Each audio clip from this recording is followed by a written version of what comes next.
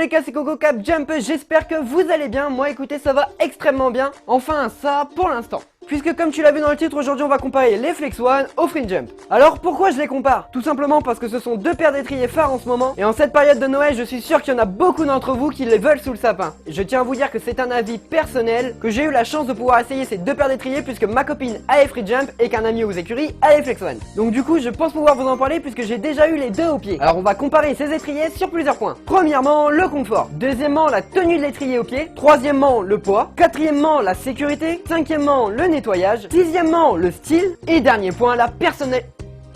Et dernier point, la personnalisation. Putain. Je vais pas réussir à le dire. Et dernièrement, la personnalisation. Du coup, c'est parti.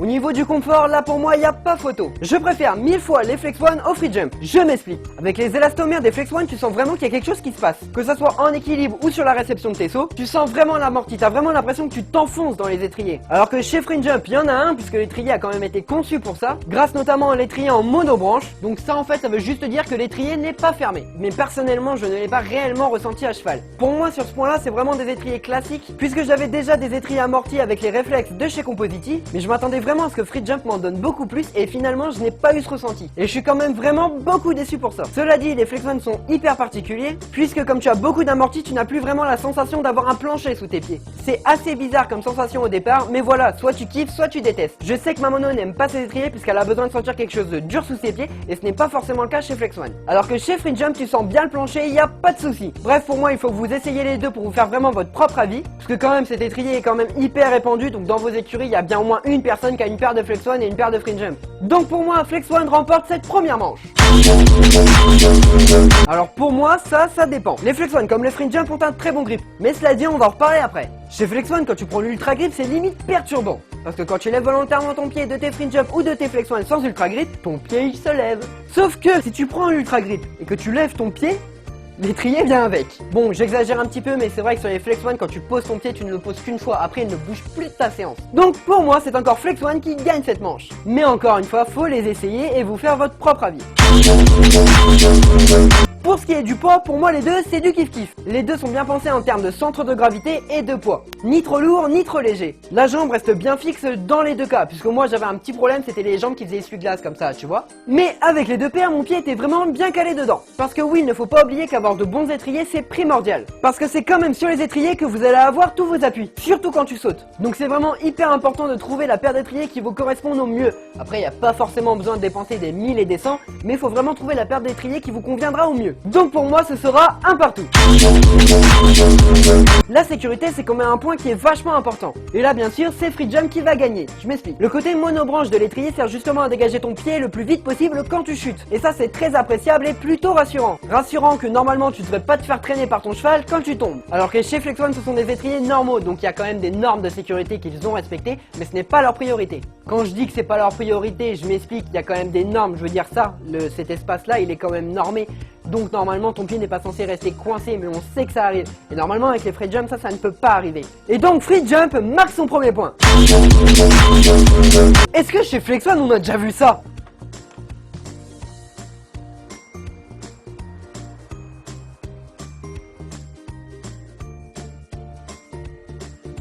On a vendu trop que ça. Voilà. Alors ça non, hein, ou du moins pas à ma connaissance. Alors forcément les Free Jump par leur conception paraissent moins solides que les Flex One en double branche. Cela dit, cet exemple est extrêmement rare, c'est d'ailleurs le seul que j'ai vu. Ça leur a fait un très mauvais coup de pub puisque c'est quand même Eric Van Enkerman qui tombe à cause des étriers. En plus de ça, ça lui est arrivé sur une étape du Global qui a été rediffusée dans tout le monde entier. Et devinez où ça s'est passé? À Paris. Et Free Jump mais aussi Flex One sont des marques françaises. Oh, le coup de pub c'était moyen quand même. Donc du coup, à cause de ça, Flex One remporte la manche. Bordel, mais qu'est-ce que c'est chiant de nettoyer les Flex One. Mais regardez ça, il y a des recoins partout. C'est vraiment la galère à les nettoyer les Flex One. En plus de ça, faut retirer le petit aimant parce que comme c'est de l'autocollant, je ne prends pas de risque. Donc là pour moi c'est Free Jump qui va remporter cette manche parce que les Free Jump tu les fous à la douche et ils sont nickel. Donc Free Jump gagne un point.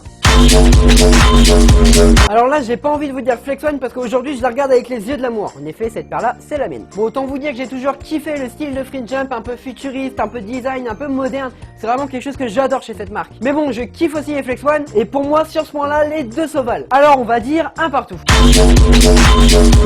Parce que oui, en 2017 et bientôt en 2018, on aime, c'est vrai, que notre matos soit à notre image. Et ça c'est cool puisque les deux marques les proposent. Sauf que si vous prenez les Free Jump Pro, là, à part la couleur des branches, et d'ailleurs il y en a 11 disponibles, vous ne pouvez rien changer. Si vous prenez les Light, donc le modèle pour enfants, là vous pouvez aussi changer le petit pins qui se trouve à l'extérieur de l'étrier. Après on reste quand même hyper limité parce que chez Free Jump il n'y en a pas des masses de ces petits pins. Alors que chez Flex One on peut changer la couleur des branches mais il n'y en a que 8 de disponibles. Mais aussi le plancher puisque vous pouvez faire jusqu'à 7 combinaisons de planchers différents. Incliné, plat ou endurance avec ou sans grip. Mais vous pouvez aussi changer la couleur des élastomères. Et les élastomères c'est cette petite chose là qui te permet d'avoir l'amorti. Et là il y a toutes ces couleurs disponibles. Je les ai comptées, il y en a 14. Mais vous pouvez aussi changer les petits aimants. Ouais, c'est aimant. Merde. Ouais, c'est pas beaucoup aimanté en fait. Mais vous pouvez aussi changer les petits aimants. D'ailleurs sur ceux d'origine, tu auras forcément un fond noir avec le flex en blanc et le one de la couleur de tes élastomères. Mais encore une fois, ces petits aimants, il y en a beaucoup plus chez Flex One que chez Free Jump. Donc allez, on va donner un bon point à Flex One parce qu'on peut les personnaliser à fond, mais on va quand même donner 0,5 à Free Jump puisque eux quand même on peut les personnaliser un petit peu, beaucoup moins, mais bon, on peut quand même le faire. Bon, c'est vrai que j'ai zappé ce point là en début de vidéo, mais un truc qui est super important, c'est quand même le prix. Chez Flex One, le Green Composite avec l'Ultra Grip, je l'ai payé 189 €. Alors que les Free Jump Soft Up Pro, eux, sont à 259 €. Donc l'écart de prix, il n'est pas vraiment négligeable. Donc là, pour le coup, c'est Flex One qui va encore gagner un point. Et c'est donc la victoire des Flex One. Bon, ça fait 6 pour les Flex One et 4,5 pour les Free Jump.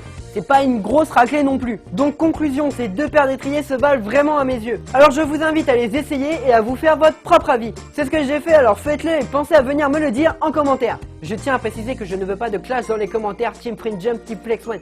Franchement, c'est ridicule. Chacun a son avis, chacun a sa manière de monter et donc chacun a un étrier qui lui correspond le mieux. C'est juste normal. Alors s'il vous plaît, arrêtez de vous prendre la tête pour des conneries pareilles. C'est pas parce qu'on est sur internet que ça doit être la fête. Bref, si cette vidéo t'a plu, n'hésite pas à me rejoindre sur mes réseaux sociaux. Tu peux également mettre un gros sabot bleu, ça fait toujours plaisir. N'hésite surtout pas à partager cette vidéo avec des amis à toi qui hésiteraient entre les deux paires. Bref, sur ce, je vous souhaite de bonnes fêtes de fin d'année. N'hésitez pas à vous abonner. Et moi, sur ce, je vous dis à plus les caves.